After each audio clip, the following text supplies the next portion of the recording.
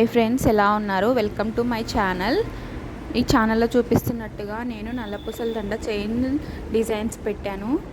అవి చూసి ఎలా ఉన్నాయో నాకు కామెంట్ చేయండి అండ్ లైక్ చేయండి, షేర్ చేయండి, సబ్స్క్రైబ్ చేయండి మా ఛానల్ని.